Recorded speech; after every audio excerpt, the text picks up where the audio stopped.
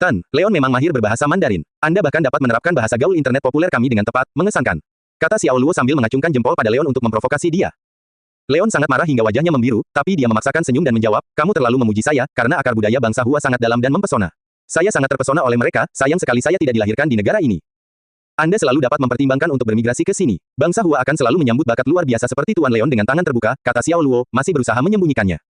Dengan tangan terbuka, oh, demi Tuhan. Leon sangat marah sampai asap kemarahan keluar dari tubuhnya. Dia memiliki status sosial dan keuangan yang bergengsi di Amerika dan memiliki pengaruh yang signifikan dalam membentuk masyarakat mereka. Bahkan terpilihnya presiden saat ini ditentukan melalui hubungan dengan keluarganya. Memintanya untuk bermigrasi ke negara Hua benar-benar menghina, apakah Xiao Luo menganggap dia sebodoh itu?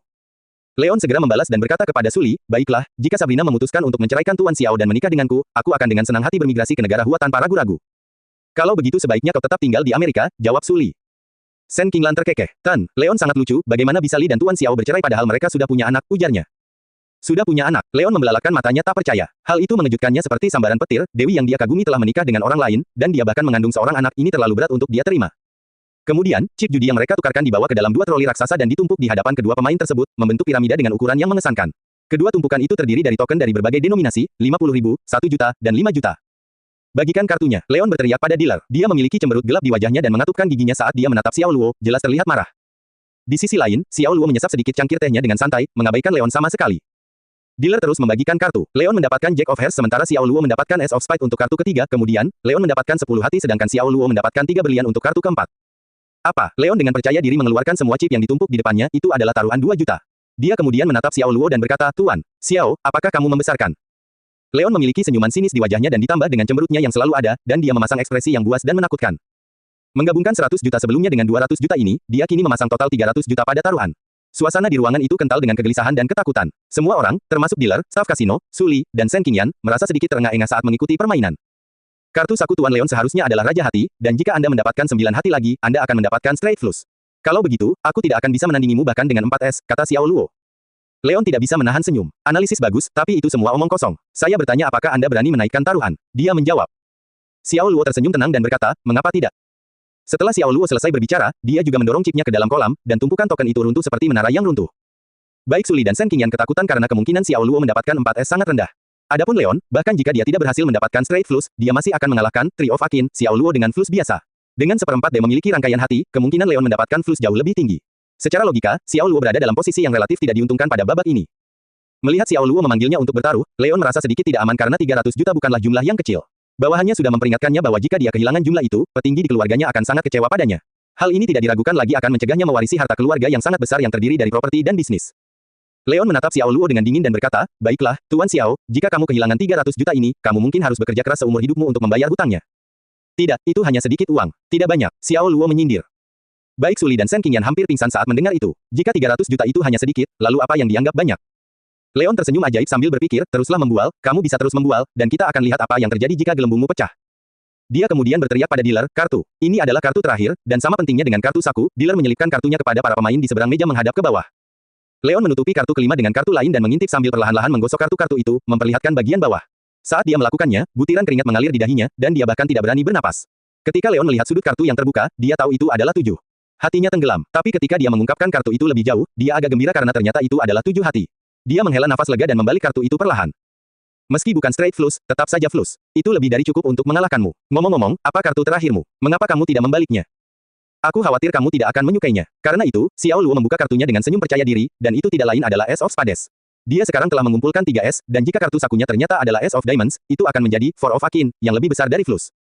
Leon sedang stres, tiba-tiba merasa haus, dan dia berkeringat dingin. Dia bertanya-tanya bagaimana Bestart ini bisa begitu beruntung bisa mendapatkan 3S. Jika kartu sakunya juga merupakan kartu as, maka, itu tidak mungkin terjadi, tidak mungkin seseorang seberuntung itu mengumpulkan 4S sekaligus, karena kemungkinannya terlalu rendah. Tidak, dia tidak akan memilikinya. Dia membalik kartu sakunya. Untuk menutupi rasa takut di benaknya, dia berteriak, berhentilah bersikap cerdik, tunjukkan tanganmu. Saya tidak percaya Anda memiliki kartu as itu. Baik Suli dan Shen Qingyan menatap Xiao Luo dengan rasa takut ketika tiba saatnya untuk menunjukkan tangannya. Jika itu benar-benar Ace of Diamonds, maka itu akan menjadi kemenangan Xiao Luo. Jika tidak, Leon akan menang dalam skenario lainnya. Meskipun mereka bukan pemainnya, mereka bahkan merasa lebih gugup daripada siapapun. Kemungkinan mengumpulkan 4S memang sangat rendah, tapi saya tetap berpegang pada apa yang telah saya katakan sebelumnya, probabilitas rendah tidak berarti tidak mungkin. Xiao Luo sepertinya tahu apa hasilnya, dan dia membalik kartu sakunya dengan percaya diri tinggi. Lihatlah, itu adalah Ace of Diamonds, Four of Akin, dan kebetulan lebih besar dari flush Anda. Permainan bagus, Tuan Leon, katanya. Tidak mungkin, bagaimana mungkin? Leon bersandar di kursi dan tampak sangat sedih, matanya kosong dan sedih. Dia menatap Xiao Luo dengan tidak percaya seperti sedang menatap monster, dan di wajahnya, tidak ada yang lain selain keterkejutan. Apakah Anda baik-baik saja, Tuan Leon? Shen Qinglan bertanya. Wajah Leon menjadi sangat pucat, dan dia ingin memastikan bahwa dia tidak pingsan di tempat. Aku baik-baik saja. Terima kasih atas perhatian Anda, Nona Demi, jawab Leon. Dia menunduk dengan mata memerah saat menyadari besarnya kerugiannya. Xiao Luo merasa sangat nyaman, dan dia tidak lupa mengejek Leon atas kesulitannya. Leon memang berasal dari keluarga kaya. 300 juta saja tidak berarti apa-apa bagi Anda. Ya, bukankah ini sangat rekreasional, Tuan Leon? Rekreasi, persetan denganmu. Leon hampir muntah darah karena marah, karena tidak pernah terlintas dalam pikirannya bahwa keadaan akan menjadi seperti ini. Yang ingin dia lakukan hanyalah memenangkan tabungan Xiao Luo dan memberikannya kepada Suli untuk memenuhi tujuannya meremehkan Xiao Luo dan, pada saat yang sama, meningkatkan citranya sendiri untuk membuatnya terkesan. Namun, dengan situasi canggung yang tiba-tiba dia alami, dia tidak bisa menahan diri untuk melontarkan kata-kata umpatan pada Xiao Luo untuk melampiaskan amarahnya. Xiao Luo menukar token itu menjadi uang dan menyimpannya lagi ke rekening banknya. Tentu saja, dia telah mengembalikan uang yang dipinjamnya dari Suli dan Shen Qingyan. Mereka tidak menginginkan bunga 1 sen pun, jadi perjalanannya ke hotel resort telah menambah 300 juta ke rekening banknya. Leon, saya menghargai keramah tamahan Anda yang tiada taraf. Selain jamuan makan mewah, Anda bahkan memberi saya 300 juta, dan itu benar-benar membuat saya merasa malu. Setelah meninggalkan kasino, Xiao Luo menepuk bahu Leon dan tersenyum padanya. Leon meringis. Cek, kembalikan saja uangnya jika kamu benar-benar malu, pikirnya. Tidak ada kata-kata yang dapat sepenuhnya menggambarkan kemarahan dan frustrasi Leon, dan jika Suli tidak ada di sini, dia pasti akan memerintahkan bawahannya untuk menghajar Xiao Luo habis-habisan. Namun, dia tidak bisa kehilangan citranya sebagai olahragawan yang baik setelah kehilangan semua uang itu, jadi dia hanya melambai dengan murah hati dan berkata, jangan merasa seperti itu, Tuan Xiao Luo. Saya benar-benar bermain sesuai aturan, dan 300 juta tidak ada bedanya dengan $3 bagi saya. Itu bukan masalah besar. Benar, saya lupa bahwa Tuan Leon berasal dari keluarga yang sangat kaya. Ini memang sejumlah kecil uang, sedikit makanan pembuka demi hiburan. Xiao Luo menjawab sambil terkikik gembira. Hahaha, Shen Qingyan, yang berada di sisinya, sangat terhibur, dan dia tertawa terbahak-bahak. Lalu dia tiba-tiba berhenti ketika dia menyadari bahwa tertawa pada saat itu sangatlah tidak pantas. Ketika Leon mendengar kata-kata, demi hiburan, dia hampir menjadi gila, karena hanya demi itu, dia telah kehilangan 300 juta hanya dalam 1 jam. Biasanya hal itu tidak menjadi masalah baginya, tetapi dia sekarang berada dalam fase penting di mana keluarganya mengawasinya dengan cermat, jadi melakukan kesalahan pada saat kritis seperti itu berarti dia telah kehilangan lebih dari 300 juta. Leon, jika kamu ingin dihibur lagi, tolong hubungi aku, kata Xiao Luo, berpura-pura antusias. Memberitahumu, kenapa kamu brengsek? Leon tersenyum pada Xiao Luo dan menjawab, baiklah, saya pasti akan melakukannya, Tuan Xiao Luo. Leon, jika tidak ada yang lain, kami permisi dulu. Saya akan menyewa seorang profesional untuk mentabulasi dokumentasi Liu Media dan perkiraan berbagai anggaran menjadi laporan terperinci untuk Anda, kata Suli. Dia tidak berniat berbicara dengan Leon tentang hal-hal manis yang tidak ada artinya di sini. Ini masih pagi, Sabrina. Saya masih ingin berkenalan dengan suami Anda, kata Leon. Xiao, ada latihan khusus dalam budaya bangsa Hua yang disebut Kung Fu, seseorang bisa berjalan di dinding dan terbang di atas atap dengan itu, sungguh luar biasa. Masyarakat bangsa Hua telah menciptakan banyak gaya Kung Fu yang berbahan dasar binatang, seperti tinju belalang, tinju ular, cakar harimau, dan saya sudah lama terpesona dengan Kung Fu. Saya ingin tahu apakah Tuan Xiao Luo pernah mempraktikannya. Xiao Luo sedikit terkejut, tapi dia segera menggelengkan kepalanya dan menjawab, oh, tidak sama sekali. Dia cukup yakin dengan tujuan Leon, tapi setelah memenangkan 300 juta darinya, dia benar-benar merasa enggan untuk menghajar si bodoh ini. Kung Fu adalah intisari bangsa Hua, dan Tuan Xiao Luo belum pernah mempraktikannya. Ini sangat tidak biasa, kata Leon, dan dia meninggikan suaranya dengan nada menghina. Shen Qinglan terkekeh. Leon, mungkin kamu salah paham terhadap bangsa Hua karena tidak semua orang di sini berlatih Kung Fu, ujarnya. Leon menunjukkan wajah kecewa dan mengekspresikan dirinya dengan tegas. Oh, benar-benar, sayang sekali saya pikir saya bisa berdebat dengan Tuan Xiao menggunakan Kung Fu, katanya, Tuan Xiao, kamu harus benar-benar mempelajari Kung Fu. Sebagai suami Sabrina, Anda harus berada dalam posisi untuk menjaga keselamatan pribadinya. Saat dia berbicara, dia berlari ke arah Suli dan menggendongnya, seperti bagaimana seorang pangeran menggendong seorang putri. Leon menggelengkan kepalanya sambil menatap Xiao Luo. Dengar, ini yang terjadi jika kamu tidak tahu Kung Fu. Kalau ada yang mencoba menyakiti Sabrina, kamu bahkan tidak bisa membalas tapi hanya bisa berdiri tak berdaya, cibirnya. Leon, apa yang kamu lakukan? Turunkan aku. Suli berteriak. Dia kesal. Leon menjawab, jangan marah, Sabrina. Saya hanya menunjukkan fakta pada suami Anda. Sebagai seorang laki-laki, ia harus menjadi orang yang kuat, bukan orang yang lemah, dan sampah yang tidak berguna. Jika suatu insiden terjadi, bagaimana dia bisa melindungi dirinya sendiri, apalagi melindungi Anda? Dia menurunkannya dan mengambil kesempatan untuk meraba-raba pantatnya dalam prosesnya. Suli sangat marah dan langsung mencoba menamparkan wajah Leon. Namun, Leon terlalu cepat untuknya dan meraih tangannya sebelum mencapai wajahnya. Dia mengedipkan mata dan memberinya senyuman licik. Maafkan aku Sabrina, aku tidak sengaja menyentuh pantatmu. Dia berkata. Suli sangat jengkel sehingga dia mengatupkan giginya dengan keras, menatapnya dengan dingin, dan berkata, apakah ini perilaku seorang pria sejati? Sabrina, aku sungguh tidak sengaja melakukannya, sumpah. Leon memasang tampang tulus dan mengumpat dengan jari terangkat seperti pramuka. Xiao Luo menyela dan berkata, saya yakin Tuan Leon tidak melakukannya dengan sengaja. Leon sedikit terkejut dengan jawaban Xiao Luo. Dia tersenyum dan berkata, Tuan, Xiao Luo benar, jadi dia mengerti aku. Tentu saja aku melakukannya karena kamu jelas-jelas melakukannya dengan sengaja. Xiao Luo membalas, menatap Leon dengan dingin seperti yang dilakukan pria pelindung manapun. Dia tidak pernah bisa mentolerir istrinya dimanfaatkan. Leon mengerutkan kening dan berkata, apa maksud Anda, Tuan Xiao Luo? Ngomong-ngomong, soal Kung Fu bukan apa-apa, kamu ingin berdebat, kan? Xiao Luo mengajukan pertanyaan sambil menarik Suli ke belakangnya. Leon mengangguk sambil mengangkat alisnya dan berkata, ya, benar, tapi kamu belum pernah berlatih sebelumnya, bukan? Itu benar, tapi saya pernah berlatih seni bela diri campuran sebelumnya, kata Xiao Luo. Dia tidak bermaksud memberi pelajaran lagi pada si bodoh ini, tapi dia benar-benar memintanya.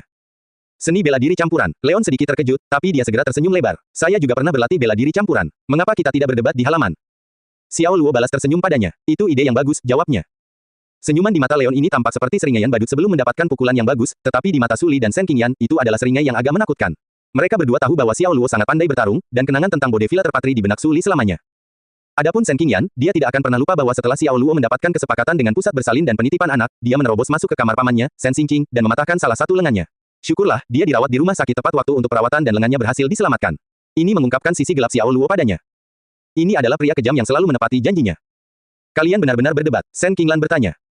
Ini juga pertanyaan Suli. Dia merasa senang karena Xiao Luo berusaha membela dirinya, tetapi bagaimana jika dia melukai Leon dengan parah? Bukan itu yang ingin dia lihat. Sebagai tuan rumah, bagaimana kami bisa mengecewakan tamu istimewa kami? Apakah saya benar, Tuan Leon? Xiao Luo menyindir sambil tersenyum lebar. Benar, ini hanya sesi perdebatan sederhana. Itu bisa dianggap sebagai bentuk pertukaran budaya bilateral, kata Leon, sepenuhnya setuju dengan Xiao Luo. Namun di dalam hati, dia tertawa terbahak-bahak. Bodoh sekali, kamu benar-benar sedang mempersiapkan diri untuk kematianmu sendiri, pikirnya dalam hati. Suli mengingatkan Xiao Luo, karena kamu sudah mengambil keputusan, jangan berlebihan. Jangan lupa, dia adalah mitra bisnis kita. Leon sebenarnya salah paham kalau itu untuk dia, jadi dia tertawa dan berkata dengan percaya diri, yakinlah, Sabrina. Aku tidak akan menyakiti suamimu. Dia kemudian berteriak pada bawahannya, pergi ke mobil sekarang dan ambil sarung tinjuku. Diterima, bawahan itu berbalik dan berlari menuju ke arah tempat Leon memarkir mobil. Tidak butuh waktu lama sebelum bawahannya kembali dengan membawa dua pasang sarung tinju berwarna merah.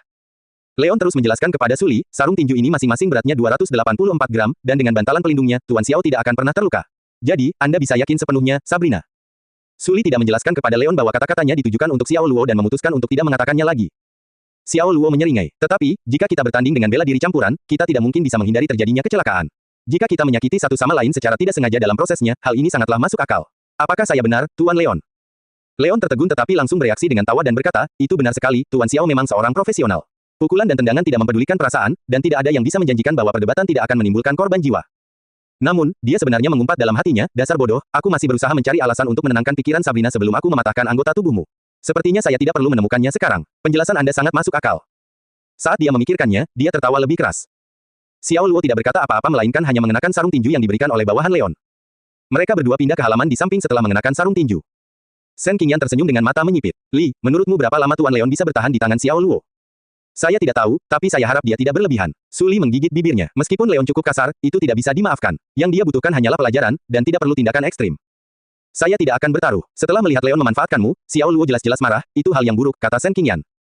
Kemudian dia mencibirkan bibirnya sambil merenung lebih jauh dan berkata, mari kita mengamati penghormatan diam untuk Leon selama 3 detik. Gila, apakah dia benar-benar marah karena dia dimanfaatkan? Suli kaget. Xiao Luo berdiri di hadapan Leon pada jarak 3 meter. Yang terakhir melepas mantelnya dan melemparkannya ke bawahannya. Dia juga membuka kancing pertama kemejanya dan memperlihatkan sedikit dadanya yang berbulu. Ia menyingsingkan lengan bajunya dan memperlihatkan lengan berototnya, terlihat sangat mengintimidasi dengan sosok tingginya sekitar 1,8 meter. Saat dia mengambil posisi menyerang, itu membuatnya tampak lebih agresif. Dibandingkan dengan dia, Xiao Luo sedikit lebih pendek 2 cm, dia juga tidak begitu terkoyak dan didongkrak. Menyatukannya hanya membuat Xiao Luo terlihat lemah, dan mereka yang tidak terbiasa dengan Xiao Luo akan berpikir bahwa Xiao Luo melebih-lebihkan kemampuannya sendiri. Ini adalah kasus seekor lalat capung yang mencoba menggoyangkan pohon. Apakah Anda siap, Tuan Xiao Luo? Leon tersenyum dingin, dan matanya menyerupai binatang yang sedang mengincar mangsanya. Xiao Luo tersenyum. Kita bisa memulainya kapan saja, jawabnya. Dengan itu, Leon tampak bingung sambil menatap Xiao Luo, yang tidak dalam posisi bertahan atau menyerang. Aneh baginya bahwa Xiao Luo tidak mengambil posisi bertahan yang tepat. Ya, ada apa? Xiao Luo menggaruk dadanya dengan sarung tinju yang dikenakannya. Tidak ada sama sekali, hehe. Leon tersenyum dingin, dan seluruh wajahnya menegang dan berubah menjadi cemberut pada detik berikutnya, meledak ke depan setelah menekan seluruh energinya menjadi satu titik. Dia mengeluarkan raungan yang memekakkan telinga dan melesat seperti anak panah tajam ke arah Xiao Luo. Dia berlari dengan cepat dan menutup jarak dalam 3 langkah. Kaki kirinya menginjak tanah dan mengguncang seluruh halaman, karena perubahan mendadak dari posisi yang benar-benar statis menjadi ledakan yang tiba-tiba menimbulkan kekuatan tumbukan yang tak terbayangkan. Dia mulai berputar dengan kaki kirinya sebagai penopang, kaki kanannya terayun menggunakan inersia yang kuat, ditujukan ke kepala Xiao Luo. Pukulannya sama kerasnya dengan serangan harimau, cukup kuat untuk membelah laut dan memindahkan gunung. Baik Suli dan Shen Qingyan sedikit terkejut ketika mereka akhirnya mengerti mengapa Leon begitu percaya diri untuk berdebat dengan Xiao Luo. Dia pasti tidak akan memiliki banyak saingan di kota Xiahai karena dampak ledakan dan sikap yang dia tunjukkan. Tendangan rendah yang sederhana telah menghasilkan momentum yang mengakhiri dunia. Namun, Xiao Luo hanya bersandar pada sudut tertentu dan menghindarinya dengan mudah. Kaki Leon telah menyapu dekat di atas wajahnya, dan tendangannya bahkan membuat poninya berterbangan. Leon sedikit terkejut, namun kakinya hanya diam sesaat setelah tendangan awal gagal. Dia segera menyerang dengan tinjunya. Pukulannya sangat cepat, seperti badai es. Dia telah melakukan pukulan ke segala arah dalam waktu singkat. Namun, tidak peduli seberapa ganas serangannya atau seberapa cepat pukulannya, Xiao Luo masih bisa menghindari serangannya dengan mudah. Yang dia lakukan hanyalah memiringkan kepalanya, menggeser tubuhnya, bersandar ke belakang, atau menoleh ke samping. Dia bisa dengan cepat menghindari tinju besar Leon dengan gerakan sederhana namun lugas setiap saat.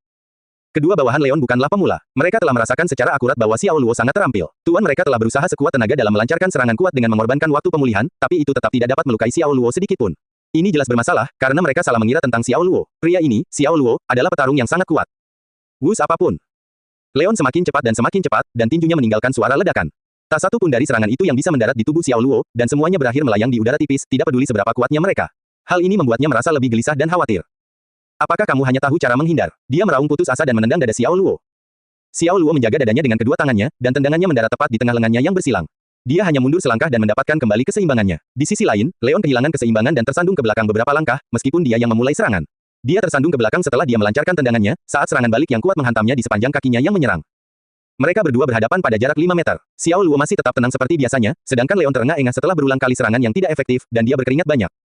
Mereka memang tidak berada di liga yang sama. Shen Qingyan kagum karena dia tahu bahwa Xiao Luo sedang mempermainkan Leon, tetapi Leon telah memberikan semua yang dimilikinya. Yang membuatnya tidak percaya, dia masih tidak bisa menyentuh tubuh Xiao Luo sekalipun. Suli tidak berbicara tetapi menatap pria yang berdiri tegak dan tegak seperti pohon pinus di halaman. Sejak kejadian di Bode Villa, dia merasa pria ini sangat kuat, namun dia masih belum bisa mengetahui sumber kekuatannya. Saat ini, kedua bawahan Leon memanfaatkan kesempatan itu untuk mendekati Leon. Tuan, anggap saja ini sehari. Kamu bukan tandingannya.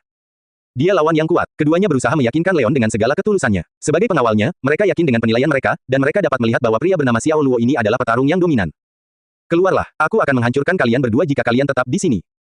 Kemarahan Leon benar-benar kehilangan ketenangannya. Dia mendorong kedua bawahannya dan berteriak pada Xiao Luo, Tuan, Xiao, apa yang ingin kamu buktikan hanya dengan menghindar? Apakah Anda meniru kura-kura? Datanglah padaku, bertarunglah denganku, kecuali kamu ingin disebut bajingan. Satu gerakan, aku hanya perlu satu gerakan untuk menjatuhkanmu. Xiao Luo membalas sambil tersenyum.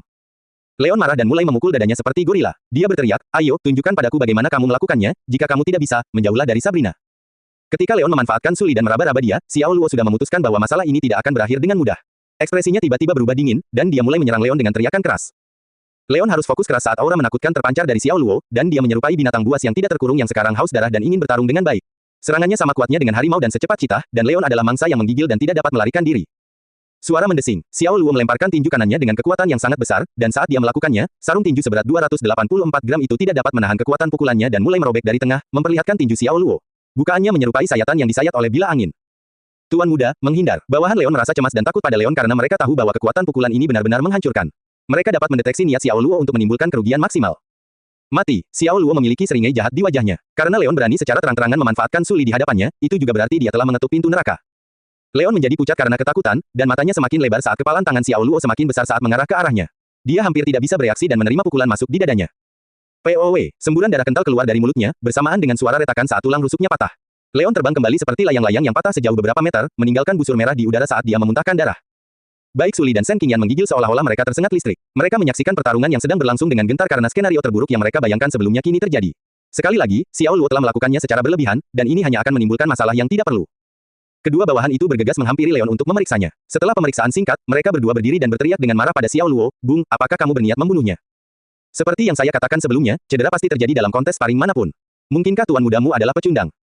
Xiao Luo tersenyum ajaib sambil melepaskan sarung tinju yang robek. Pukulannya telah menghancurkan tulang rusuk Leon, hingga menekan jantungnya. Leon akan tetap tidak sadarkan diri untuk sementara waktu, tetapi jika dia tidak ditangani tepat waktu, hal itu akan mengancam nyawanya. Kamu memintanya. Salah satu bawahannya berlari dan meninju Xiao Luo, berniat memberinya pelajaran. Meskipun pukulannya kuat, Xiao Luo tetap di tempatnya tanpa bergerak sedikit pun dan mengabaikannya. Ledakan. Pukulan bawahan ini mendarat dengan kuat di dada Xiao Luo, tapi tidak membuat Xiao Luo terbang menjauh. Sebaliknya, dia terlempar ke belakang oleh kekuatan mundur yang sangat kuat saat dia menyerang Xiao Luo. Retakan. Lengan bawahannya langsung patah, dan dia menjerit menegangkan saat dia tersandung ke belakang. Dia akhirnya terjatuh dan duduk di tanah sambil memegangi lengannya yang patah. Dia menatap Xiao Luo dengan gugup, yang masih tersenyum padanya. Yang terpikir olehnya saat itu hanyalah, monster macam apa pria ini? Apakah tubuhnya terbuat dari baja? Apakah kamu ingin berdebat denganku juga? Xiao Luo bertanya dengan nada mengejek. Pria itu tidak bisa menahan diri untuk tidak menggigil karena Xiao Luo telah membuatnya takut dari lubuk hatinya. Dia berpikir dalam hati betapa tangguhnya masyarakat bangsa ini, dan baik dia maupun rekan-rekannya tidak menyangka kehadiran makhluk sekuat itu. Keluarga Kennedy tidak akan melepaskanmu begitu saja. Upaya terakhirnya adalah menggunakan nama keluarga Kennedy sebagai ancaman karena dia tidak berani berdebat dengan Xiao Luo. Xiao Luo bereaksi terhadap ancaman itu dengan senyuman tenang karena dia tidak mempedulikannya. Dia bahkan akan memukuli seorang kaisar jika dia datang, apalagi keluarga dari negaranya.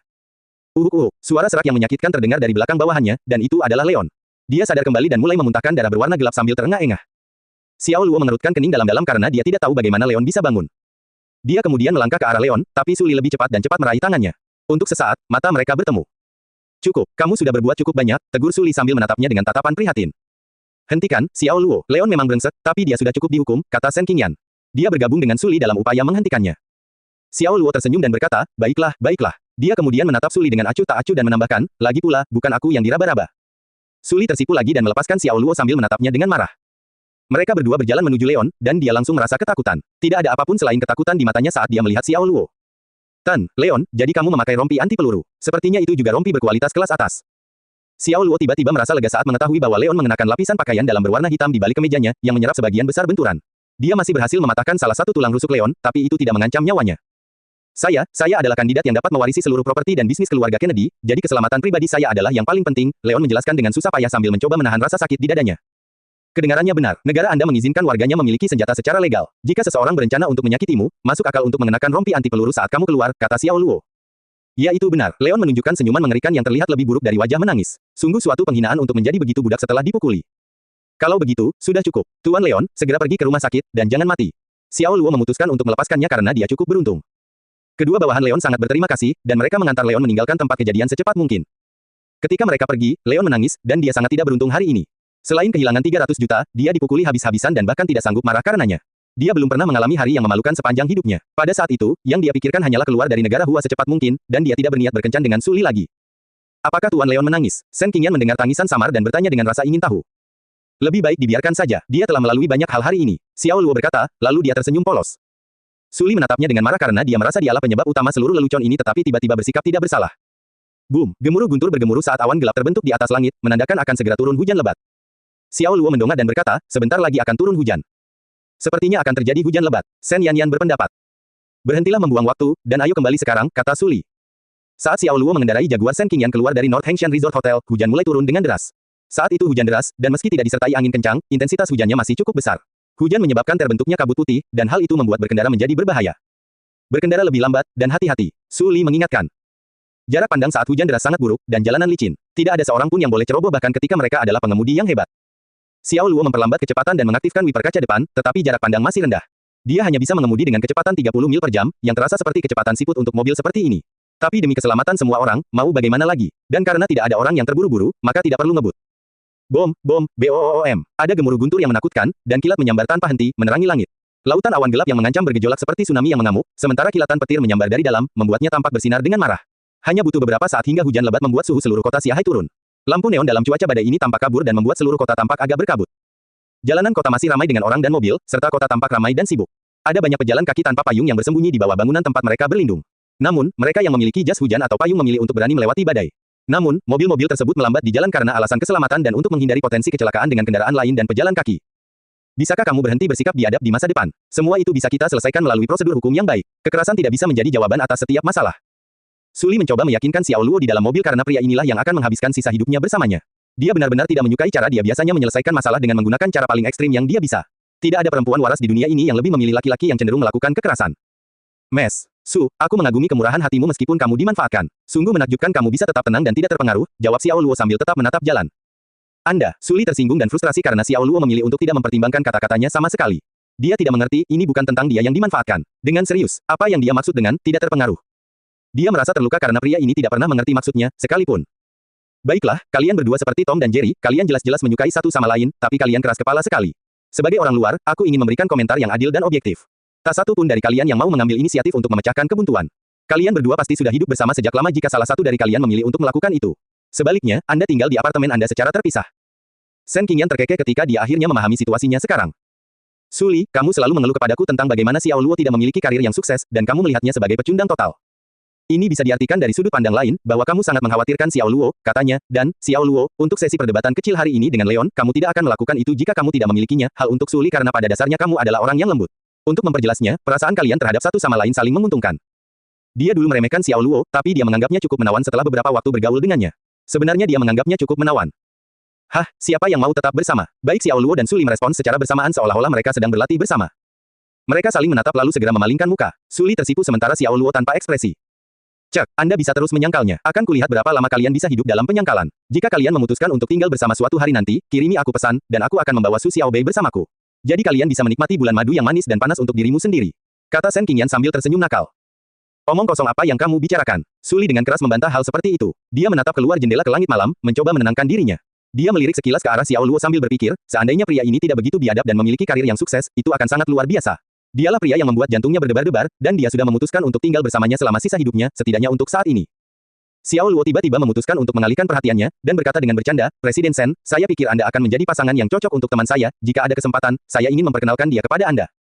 Oh, jadi, sekarang Anda mencoba menjodohkan bos Anda. Baiklah, saya tidak memiliki standar yang tinggi, tetapi dia tidak boleh kalah tampan dan lebih pendek dari Anda.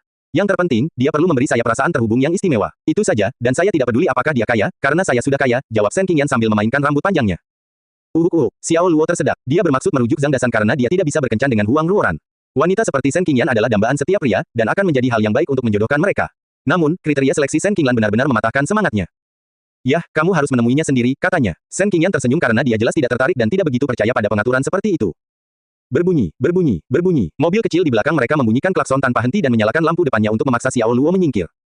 Apakah pria itu buta atau sakit? Tidak bisakah dia melihat bahwa kita tidak boleh menyerah? Shen Qingyan mendesis, dan dia kesal. Jangan repot-repot, pengemudinya mungkin menderita sindrom kemarahan di jalan, kata Su Li. Sindrom kemarahan di jalan. Xiao Luo tersenyum karena ini adalah pertama kalinya dia mendengar istilah seperti itu, tapi tetap saja itu sangat tepat. Dia terus mengemudi dengan kecepatan saat ini. Dia menyalakan aplikasi musik mobil untuk melindungi telinga mereka dari klakson di belakang mereka. Saat musik diputar, ternyata itu adalah salah satu hits terhebat Su Li, Twice Blooms the Flower. Dua jenis kehidupan, seperti bunga yang layu, mengenang kenangan mekarnya, beberapa bulan yang lalu, menunggu di sini dengan sabar, membiarkan waktu kembali, dengan mata penuh kelopak. Lagunya menenangkan, dan liriknya indah, terdengar seperti lagu yang bisa menyucikan jiwa. Baik Xiao Luo dan Shen Qingyan terpesona oleh nyanyian itu. Li, izinkan aku bertanya padamu, bagaimana rasanya mendengarkan lagumu sendiri? Shen Qingyan bertanya. Cacat, jawaban Su Li singkat dan lugas. Dia sebenarnya menjadi populer karena lagu ini di masa lalu. Tentu saja, fokusnya sekarang pada industri film dan bukan musik. Dia sudah lama tidak bernyanyi. Kemudian, mobil dari belakang mereka tiba-tiba menyusul namun tidak menyusul mereka. Sebaliknya, ia berlari di samping mereka. Jendela di sisi jauh kursi pengemudi dibuka, dan seorang pria berpenampilan aneh dengan anting-anting berteriak, apa-apaan ini, dasar keledai, apa kamu tidak tahu cara mengemudi? Kami telah membunyikan klakson jutaan kali, apakah Anda tuli? Aku akan menendang pantatmu jika aku tidak terburu-buru, persetan. Dia mengambil sebotol air mineral dari dasar kursinya dan melemparkannya ke jendela Jaguar. Pria itu bahkan mengacungkan jari tengah sambil melontarkan kata-kata umpatan, lalu menutup jendelanya. Segera, dia mempercepat dan menyusul mereka. Baik Su Li dan Shen Qingyan terkejut karena mereka tidak menyangka akan bertemu dengan gangster seperti itu. Tidak mungkin untuk memberi jalan karena jelas tidak ada ruang tambahan bagi mereka untuk memberi jalan. Orang brengsek macam apa ini? Betapa kasarnya dia, desis Shen Qingyan. Dia sangat marah karena orang-orang itu sekarang merusak suasana hatinya. Kencangkan sabuk pengamanmu. Xiao Luo tidak berkeringat, dan dia hanya mengatakannya sekali sambil melihat mereka melalui kaca spion.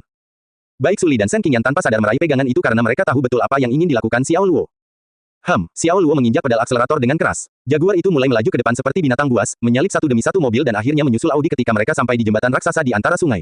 Dia kemudian menginjak pedal gas sepenuhnya dan menyalip mobil itu seperti anak panah api sebelum dia mengerem di depan Audi, mencegahnya bergerak kemanapun. Apakah ada payung di dalam mobil? Xiao Luo menoleh untuk bertanya pada Shen Qingyan, yang duduk di kursi belakang. Sudah menjadi kebiasaan bagi pemilik mobil untuk meninggalkan payung di dalam mobil jika terjadi cuaca buruk yang tidak terduga. Ya, di laci sarung tangan, jawab Shen Qingyan. Dia melirik ke arah laci di depan kursi penumpang. Xiao Luo segera membuka kotak sarung tangan itu. Ada payung di sana, tapi ujung-ujungnya dilapisi renda, dan itu adalah renda merah muda. Dia mengerutkan alisnya. Sudahlah. Xiao Luo keluar dari mobil tak lama setelah dia berbicara. Hujan turun tanpa henti, dan dia langsung basah kuyup dari ujung kepala sampai ujung kaki saat dia melangkah keluar. Di saat yang sama, 4 pemuda turun dari sedan Audi hitam yang membuntuti mereka. Di sana tampak seperti huligan, meringis dengan wajah cemberut tidak bersahabat. Sialan kamu, Beastars. Apakah kamu ingin mati? Persetan dengannya, ayo kita kalahkan orang itu. Keempat pemuda itu mendapatkan kekuatan dari jumlah mereka dan menyerang Xiao Luo. Salah satu dari mereka, yang meneriaki Xiao Luo, bersikap angkuh saat memimpin anak buahnya dari depan. Xiao Luo mencegah serangannya, dan tanpa peringatan apapun, mengirimnya terbang beberapa meter ke belakang hanya dengan satu tendangan. Pria muda itu memegangi perutnya saat dia memuntahkan semua yang dia makan untuk makan malam, mengerang saat dia terbaring di jalan dalam kesakitan yang tak terbayangkan. 3 pria lainnya terkejut, dan mereka menahan diri. Tiba-tiba, mereka menyerbu ke arah Xiao Luo dengan raungan yang keras. Xiao Luo mendengus pelan. Dia mendaratkan hook kanan yang bersih dan akurat ke wajah seorang pemuda berambut perak. Hal itu membuat pemuda itu terbang dengan jeritan yang menyedihkan dan meninggalkan deretan gigi depannya yang berdarah. Pemuda itu terhuyung mundur dan terjatuh dengan keras di tanah basah. Dia mendarat di genangan besar air hujan dengan cipratan air, mengeluarkan cipratan air setinggi 1 meter. Kini tinggal mereka berdua yang tersisa, dan mereka begitu ketakutan hingga membeku, tiba-tiba merasa tidak yakin pada diri mereka sendiri. Ketika Xiao Luo berbalik dan memelototi mereka, mereka dengan gugup mengeluarkan pisau lipat mereka dan bertukar pandang sebelum mereka menyerang dengan liar ke arah Xiao Luo pada saat yang bersamaan. Xiao Luo tertawa sambil mencibir dan melangkah maju untuk menemui mereka secara langsung. Dia menjalin di antara mereka berdua dan merentangkan kedua tangannya seperti 2 batang logam dan memukul dada mereka.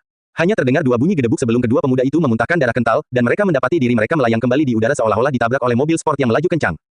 Baru 1 menit berlalu, dan keempat pemuda itu telah diberangkatkan dan tergeletak di tanah.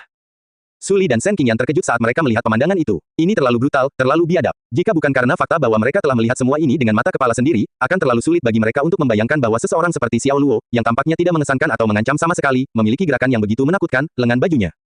Xiao Luo mengalihkan pandangannya ke 4 orang yang menggeliat di tanah dan menangis dengan menyedihkan. Tidak ada sedikit pun emosi di wajahnya. Lalu, dia berjalan ke bagian depan sedan hitam itu. Retakan. Sepertinya lengan kirinya adalah sebuah mesin. Dia dengan mudah memecahkan jendela depan dan kemudian mengambil kunci mobil dari kunci kontak. Dengan gaya yang sopan, Xiao Luo berbalik dan berjalan menuju Jaguar. Saat dia melakukannya, dia melemparkan kunci mobil dari jembatan. Sebuah sungai dengan air yang deras mengalir di bawah jembatan, namun tidak satu pun dari empat pria itu yang berani mengeluarkan suara. Mereka tergeletak di jalan dan mengerang dengan sedih. Jelas sekali bahwa mereka telah melakukan kesalahan di sini hari ini. Ketika Xiao Luo kembali ke kursi pengemudi, dia menyisir rambutnya yang basah dengan tangan. Dia memandang Suli dengan acuh tak acuh melalui kaca spion dan berkata, "Kamu bilang aku biadab dan kejam." "Yah, saya rasa Anda benar. Saya adalah orang yang seperti itulah. Jika saya menganggap ini sebagai penyakit, maka saya pikir saya sudah berada di ambang kematian, dan tidak ada harapan lagi bagi saya." Ada makna yang lebih dalam di balik kata-katanya, dan pesannya adalah berpikirlah sesuai keinginanmu. Plus Xiao Luo tidak punya rencana untuk berubah, itu sudah pasti. Setelah dia mengatakan itu, dia menginjak gas tanpa menunggu jawaban Suli, melaju melewati jembatan dan membawa mereka ke seberang sungai. Suli menggigit bibir merahnya. Dengan suara yang hampir tak terdengar, dia mendesis, "Barbar." Meskipun Shen Qingyan berpikir bahwa Xiao Luo sangat biadab dan kejam, dia, di sisi lain, sangat terhibur dengan kemampuannya melindungi mereka. "Kali ini kamu sudah keterlaluan, Xiao Luo. Selain memukuli mereka hingga babak belur, Anda juga melemparkan kunci mobil mereka ke sungai. Saya pikir mereka akan mengingat pertemuan ini sepanjang hidup mereka," katanya. "Beberapa orang perlu diberi pelajaran sebelum mereka melihat alasannya," jawab Xiao Luo. "Mengapa kamu merasa seperti sedang mengisyaratkan sesuatu?" Shen Qingyan menyindir sambil melirik Suli, yang duduk di sampingnya. Suli memelototi Shen Qinglan. "Apa yang kamu lihat? Tinggalkan aku dari percakapanmu." Faktanya, dia sedang menyerang Xiao Luo. Saat mereka kembali ke Crescent Bay, waktu sudah menunjukkan pukul 10 malam. Hujan tidak hanya sepertinya tidak akan berhenti dalam waktu dekat, tetapi tampaknya semakin deras. Lebih banyak genangan air terbentuk di tanah, dan saat hujan turun, pukul mereka, gelembung-gelembung yang terbentuk tampak menyala seperti bola lampu kecil. "Hah, kenapa ada seseorang yang berdiri di tengah hujan? Kelihatannya seperti perempuan," seru Shen Qinglan. Xiao Luo mengikuti arah pandangannya. Benar saja, dia melihat seorang gadis meringkuk sambil melipat tangan di depan dada. Dia duduk tak bergerak di tengah hujan lebat di pinggir jalan di sebelah gerbang utama menuju Crescent Bay, dengan kepala menunduk. Meskipun dia agak jauh dari mobil, dia tampak familiar pada pandangan pertama. Gu Qiansui, dia melihat lebih dekat, dan dia yakin 80% bahwa itu adalah dia. Tidak semua orang memiliki kesan sederhana namun elegan tentang mereka. Xiao Luo segera membuka pintu dan melompat. Gu Qiansui, dia berdiri di depan gadis itu dan memanggilnya. Saat dia mendengarnya, gadis itu segera mengangkat kepalanya. Dia memiliki wajah cantik dengan sikap dingin, memberinya sikap acuh tak acuh yang membuat siapapun sulit untuk mendekatinya. Dia memiliki sepasang mata yang sangat indah dan kulit pucat bersinar. Siapa lagi kalau bukan Gu Qiansui? Dia naif seperti selembar kertas kosong. "Aku sudah menunggumu, Xiao Luo." Gu Qiansui berdiri. Dia basah kuyup dari ujung kepala sampai ujung kaki. Wajahnya tampak sangat pucat, dan rambutnya juga basah kuyup, dengan beberapa helai rambut menempel di wajahnya. Saat melihat Xiao Luo, rasa dingin di matanya menghilang, digantikan oleh kehangatan dan kegembiraan. "Karena kamu tahu aku tinggal di sini, kenapa kamu tidak masuk saja? Kenapa kamu harus menunggu di sini di tengah hujan?" kata Xiao Luo. Ada sedikit senyuman gelisah di wajah Gu Qiansui. Mereka tidak mengizinkanku masuk. Jadi aku tidak punya pilihan lain selain menunggumu di sini dekat gerbang," katanya. Xiao Luo benar-benar tidak mengerti mengapa gadis itu begitu bodoh. "Kakak perempuanmu sangat pintar, jadi bagaimana kamu bisa sebodoh ini? Apakah kamu tidak tahu cara mencari perlindungan ketika hujan turun seperti ini?" "Tidak apa-apa, tubuhku sangat kuat. Hujan kecil seperti ini tidak akan menyakitiku," jawab Gu Qiansui sambil menggelengkan kepalanya. Xiao Luo kaget. Dia tidak tahu apakah harus tertawa atau menangis. "Jika ayahmu mengetahui situasi yang kamu alami, dia mungkin akan memanggilku untuk minum teh di tengah malam," katanya. Gu Qiansui tertawa manis. "Xiao Luo, senang sekali aku berhasil menemukanmu." Begitu kata-kata itu keluar dari mulutnya, matanya sedikit berkibar, dan dia terjatuh. Xiao Luo melompat kaget, langsung membantunya berdiri. Gu Qiansui, dia memanggil namanya beberapa kali, tapi dia tidak menjawab. Dia meletakkan tangannya di dahinya, dan dia pucat. "Omong kosong apa tentang memiliki tubuh yang kuat? Kamu terbakar," dia bergumam. Dia mengumpulkan gadis bodoh itu ke dalam pelukannya dan berlari ke Crescent Bay. Ada obat untuk mengobati demam dan flu di apartemennya, dan dia harus segera mengobatinya. Di dalam Jaguar, Suli dan Shen Qingyan duduk membeku dalam keheningan yang mengejutkan. Shen Qingyanlah yang pertama kali sadar kembali. Mereka sepertinya saling kenal. Gadis itu tampak polos, mungkin berusia awal 20-an. Gadis-gadis yang dikenal Xiao Luo semuanya sangat cantik. Apakah ini yang dimaksud dengan diberkati? Dia berkata. Ada ekspresi konflik di wajah Suli ketika dia mendengar kata-kata itu. Dia adalah seorang wanita, dan indera keenamnya memberitahunya bahwa gadis itu adalah saingan cintanya. Shen Qingyan mengemudikan mobilnya ke tempat parkir bawah tanah. Hujan turun deras malam itu, jadi jelas dia tidak akan kembali ke rumahnya sendiri. Dia akan tinggal di apartemen Suli. Ketika mereka kembali ke apartemen, mereka bertemu dengan Xiao Luo, yang baru saja keluar dari unitnya sendiri. "Presiden Shen, Nona Su, bolehkah aku menyusahkan kalian berdua dengan sesuatu?" Xiao Luo bertanya, terlihat sedikit cemas. "Anda memerlukan kami untuk membantu mengganti pakaian Nona muda?" Shen Qinglan menyelidikinya. Xiao Luo mengangguk. "Ya, kamu orang yang cukup jujur, bukan? Ini adalah kesempatan bagus bagimu untuk memanfaatkannya, namun kamu membiarkannya berlalu begitu saja." Ada sedikit tanda persetujuan dalam pandangan Shen Qingyan. Dia segera menggelengkan kepalanya. "Saya tidak dapat membantu Anda dalam hal ini. Panggil ambulans dan kirim dia ke rumah sakit." Dia melihatnya dari sudut pandang Suli. Ini adalah saingan cinta yang muncul tiba-tiba, dan jika dia adalah Suli, dia pasti akan merasa tidak enak. Butuh upaya yang sangat besar baginya untuk tidak menjadi marah, apalagi membantu gadis lain. Xiao Luo mengerutkan kening. Ini hanya flu ringan, tidak perlu mengirimnya ke rumah sakit. Dia akan baik-baik saja setelah dia minum obat untuk demamnya.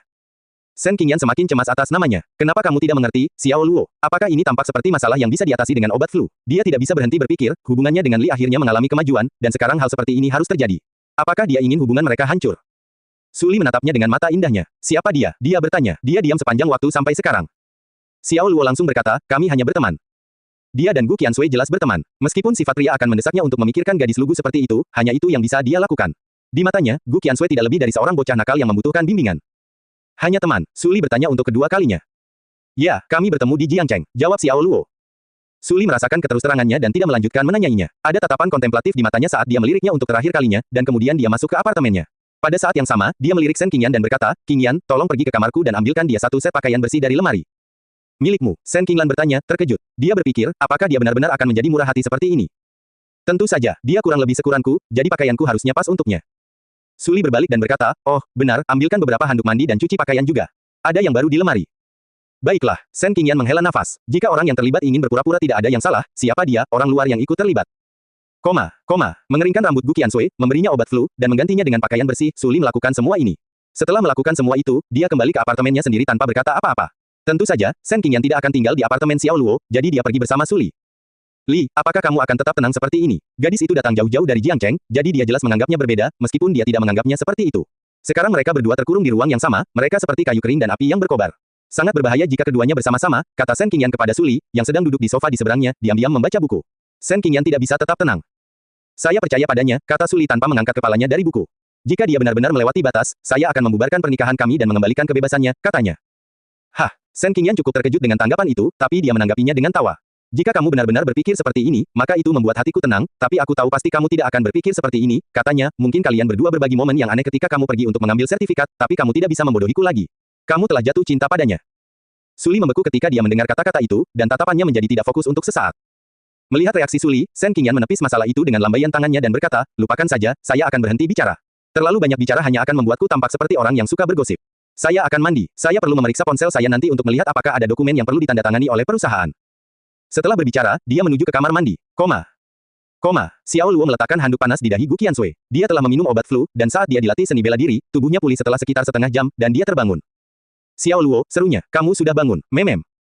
Lain kali jangan berdiri di tengah hujan seperti itu. Kamu seorang wanita, dan tubuhmu tidak terbuat dari baja, tegur Xiao Luo padanya. Nada suaranya tidak berbeda dengan nada suara seorang tetua keluarga. Tetapi, Gunung Tianshan jauh lebih dingin daripada tempat ini, dan saya tidak pernah jatuh sakit karena hujan di sana, jawab Gu Qiansui. Xiao Luo berkata, kalau begitu, sepertinya tubuhmu menjadi lemah karena terlalu lama berada di kota yang ramai.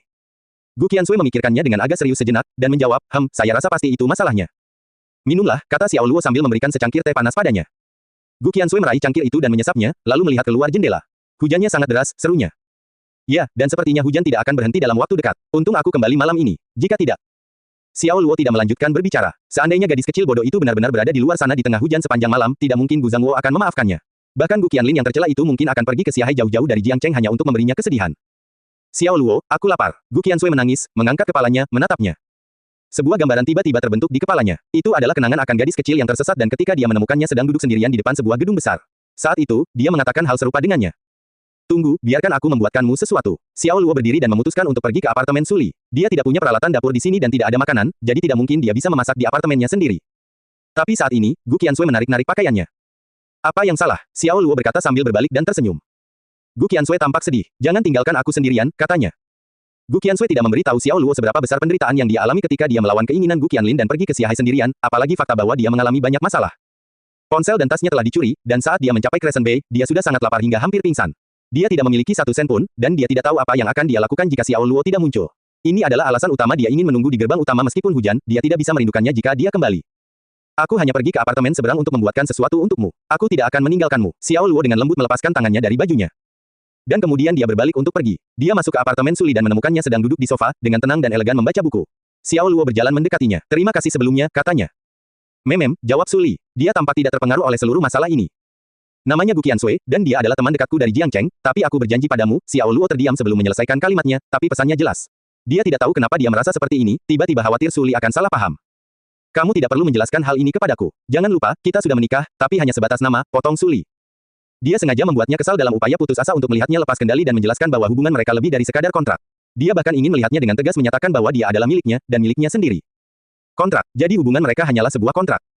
Xiao Luo tertawa sinis. Sepertinya dia terlalu asyik dengan perannya sebagai seorang suami sehingga dia lupa bahwa wanita ini melihatnya hanya sebagai rencana cadangan. Dia segera diingatkan bahwa pernikahan mereka akan segera berakhir ketika dia bertemu pria yang cocok. Aku tahu, jawabnya lalu langsung menuju ke dapur. Dapat dimengerti bahwa Su Li murung. Dia benar-benar mengharapkan pria itu menunjukkan respons yang lebih emosional, bahkan kemarahan akan membuatnya lebih nyaman. Namun kurangnya emosinya hanya membuatnya berpikir bahwa dia sama sekali tidak peduli dengan pernikahan mereka.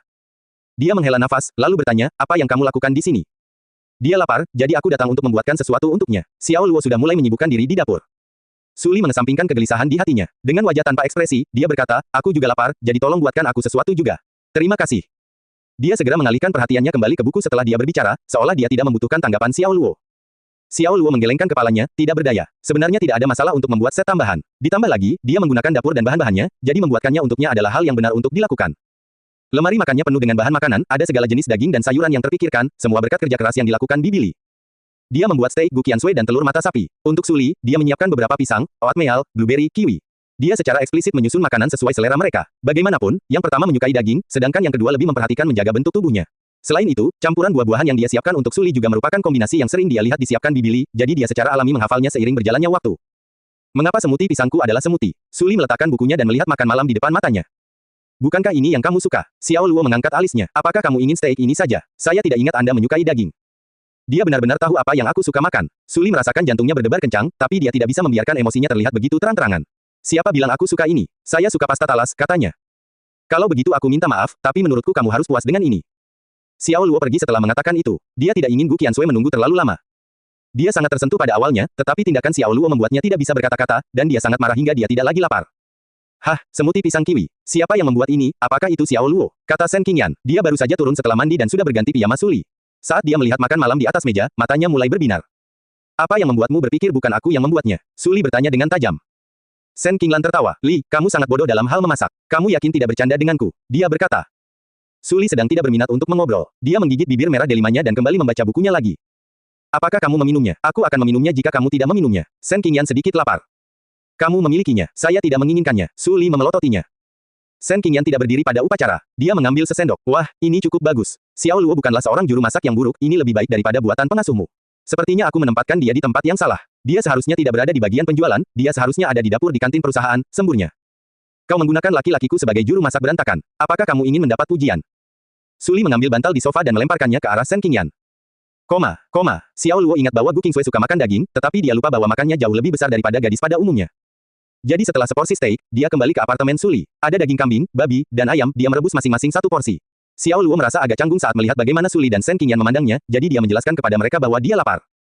Apa itu cukup? Xiao Luo bertanya pada Gu Qiansui, mengamati piring kosong di sampingnya yang sudah cukup banyak menumpuk. Gu Qiansui mengambil selembar kertas tisu, menyeka minyak di sekitar bibirnya. Xiao Luo menghela nafas lega. Dia berdeham ringan dan bertanya, kamu bilang kamu baik-baik saja di Jiangcheng, jadi kenapa kamu tiba-tiba datang ke Xiahai?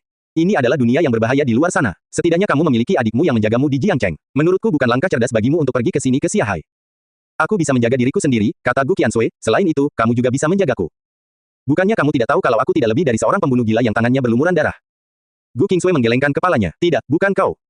Apakah begitu? Xiao Luo merasa lega. Dia tahu bahwa, jika berita tentang apa yang telah dia lakukan di Jiangcheng tersebar, hanya akan ada satu tanggapan dari masyarakat, dan itu adalah perang melawannya. Mereka akan melenyapkan pembunuh jahat seperti dia. Sejujurnya, dia tidak terlalu peduli dengan apa yang orang lain pikirkan tentang dirinya. Semuanya baik-baik saja selama hati nuraninya jernih. Setelah hening beberapa saat, dia bertanya, jadi kenapa kamu datang mencariku? Pada saat ini, Gu Qiansui tidak bisa memberikan jawaban langsung kepadanya.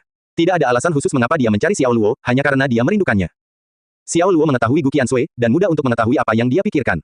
Dia tidak menyembunyikan apapun, setiap emosi yang dia rasakan tergambar jelas di wajahnya. Dia tidak seperti Su Li, yang dia tidak mengerti sama sekali. Jika langit cerah besok, saya akan membawa Anda berkeliling ke tempat-tempat terkenal di Xiahai. Oke, aku menginginkannya. Itu membuat Gu Qiansui senang, dan dia tersenyum kecil. Oh iya, berapa hari libur yang kamu minta dari kantor polisi pusat? Xiao Luo bertanya. Gu Qiansui menggelengkan kepalanya. Aku tidak melakukannya. Kamu tidak melakukannya, jadi, kamu menyelinap keluar. Xiao Luo menarik napas. Ya, jawab Gu Qiansui, mengangguk seperti gadis kecil yang baru saja melakukan kesalahan. Xiao Luo buru-buru menyerahkan ponselnya padanya. Telepon adikmu sekarang dan katakan padanya kamu berada di Xiahai. Kalau tidak, dia akan menghancurkan seluruh Jiangcheng. Dia jelas tidak peduli apakah Gu Qianlin khawatir atau tidak. Dia lebih takut Gu Qiansui akan diselidiki sebagai kasus orang hilang. Jika itu terjadi, bukankah ada kemungkinan dia akan dicurigai sebagai penjahat yang telah menculik seorang gadis naif yang tidak tahu apa-apa? Oke, Gu Qiansui memikirkannya sebentar, lalu mengambil telepon dan menghubungi nomor Gu Qianlin. Setelah beberapa kali ketukan, Xiao Luo dapat mendengar suara histeris Gu Qianlin berteriak melalui teleponnya. Dia kemungkinan besar menegur Gu Qiansui karena pergi tanpa sepatah kata pun dan membuat mereka khawatir. Xiao Luo, adikku ingin berbicara denganmu. Setelah perlakuan kejam dari Gu Qianlin, Gu Qiansui diam-diam menyerahkan teleponnya kepada Xiao Luo. Xiao Luo tahu lebih baik untuk tidak menghindari Gu Qianlin, jadi dia mengumpulkan keberaniannya dan mengambil telepon. Petugas Gu, apa yang bisa saya bantu? Xiao Luo, aku tidak peduli ramuan macam apa yang telah kamu berikan pada adikku hingga membuatnya begitu terpesona padamu, tapi kamu sama sekali dilarang memanfaatkan atau menindasnya. Kalau tidak, aku akan membuatmu membayar persetan dengan statusku sebagai petugas polisi. Gu Qianlin berteriak, dia sangat protektif terhadap adik perempuannya, dan dia tidak akan bisa menerimanya jika iblis pembunuh seperti Xiao Luo merusak kebajikan adik perempuannya. Dia pasti akan menjadi gila. Satu hal yang paling dibenci Xiao Luo adalah diancam, terutama oleh seorang wanita. Awalnya, dia sudah sangat tidak menyukai wanita ini, dan sekarang serangan verbal ini semakin memperburuk keadaan. Karena kesal, Xiao Luo bangkit dan berjalan ke balkon agar tidak terdengar. Sesampainya di sana, dia tiba-tiba tertawa di telepon dan berkata, sudah lama sejak terakhir kali saya melihat Anda, petugas Gu. Sepertinya kamu belum berubah sedikit pun, kamu masih menawan seperti biasanya. Apakah aku berubah atau tidak, itu bukan urusanmu. Aku memperingatkanmu untuk meninggalkan adik perempuanku sendirian, apakah kamu mendengarku? Gu Qianlin berteriak. Aku tidak akan meninggalkannya sendirian hanya karena kamu menyuruhku melakukannya. Bukankah akan menjadi penghinaan terhadap kejantananku jika aku hanya melakukan apa yang kamu katakan?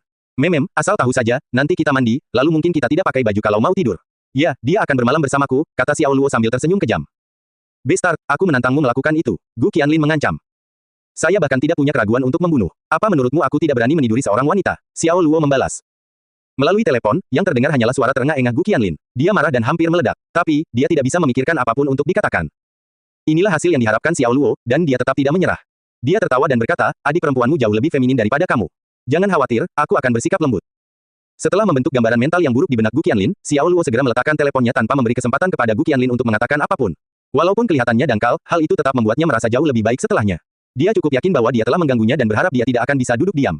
Idealnya, dia tidak akan bisa mengedipkan mata pun malam ini. Ketika dia berbalik, dia terkejut menemukan Gu Qiansui berdiri tepat di belakangnya. Wajahnya sedikit merah karena malu. Xiao Luo, kamu sengaja mencoba membuat adikku marah, kan? Dia berkata. Apakah dia mendengar semua hal yang baru saja dia katakan? Wajah Xiao Luo menjadi merah padam. Dia hanya mengatakan hal itu kepada Gu Qianlin untuk membuatnya marah, tapi sekarang Gu Qiansui telah mendengar semuanya. Hal ini tiba-tiba menjadi sangat canggung. Dia terbatu karena malu dan mencoba menenangkan dirinya. Ya, kamu tidak perlu khawatir tentang apapun. Aku tidak akan melakukan apapun padamu, katanya.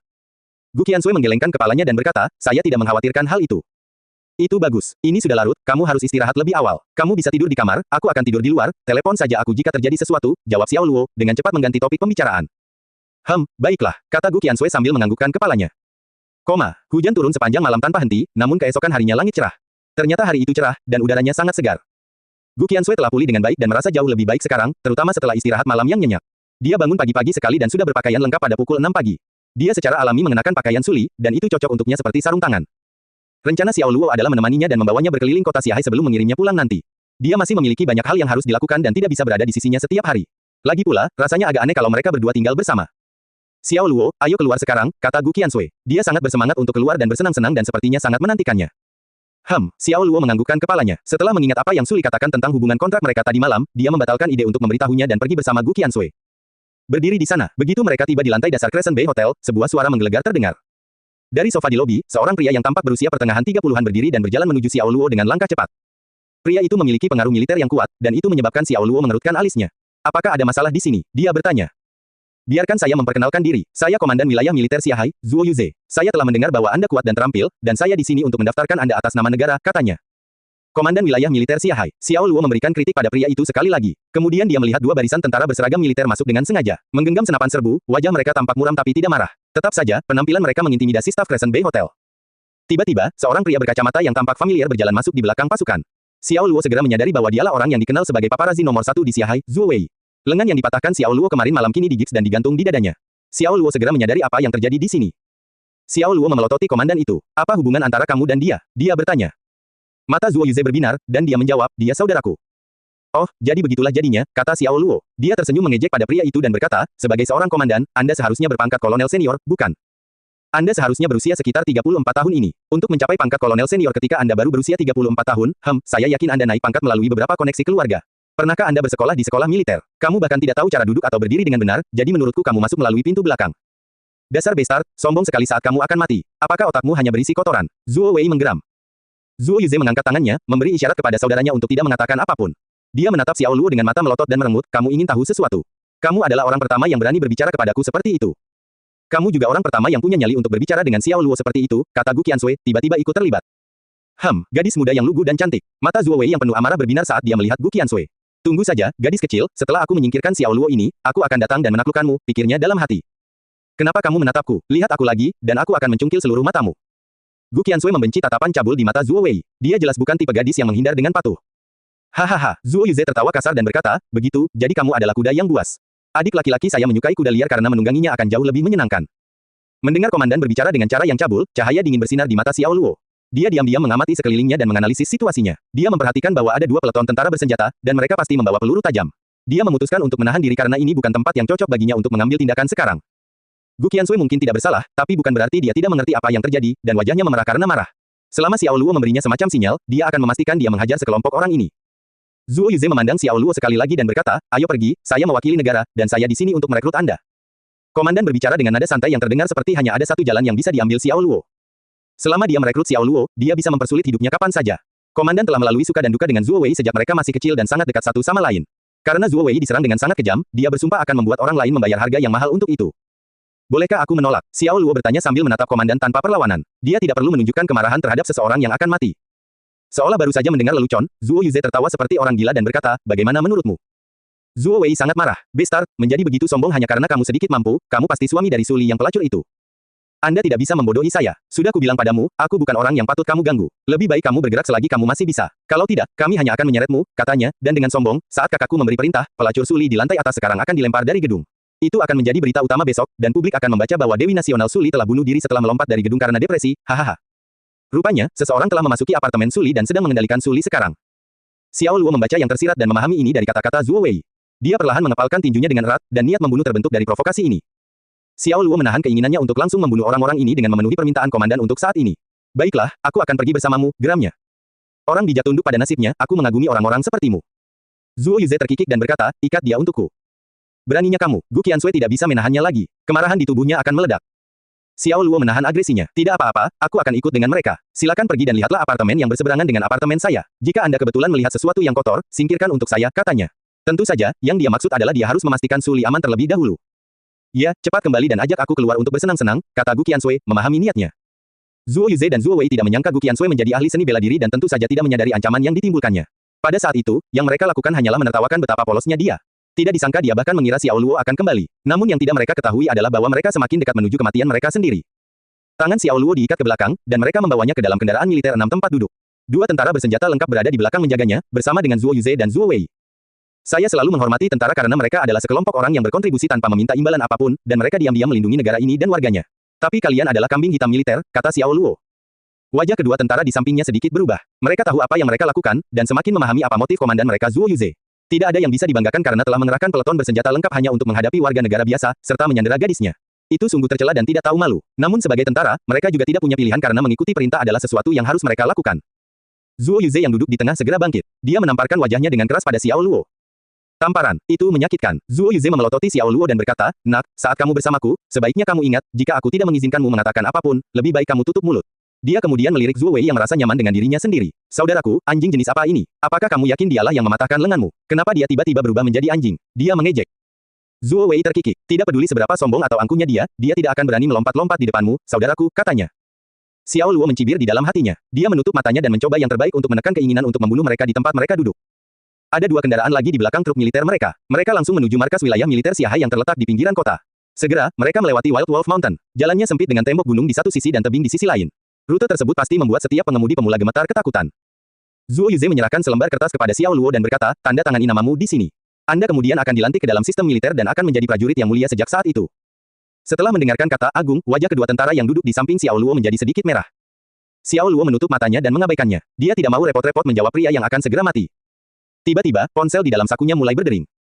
Dia membuka matanya, menoleh ke arah salah satu tentara di sampingnya, dan berkata, tolong bantu saya mengangkat telepon.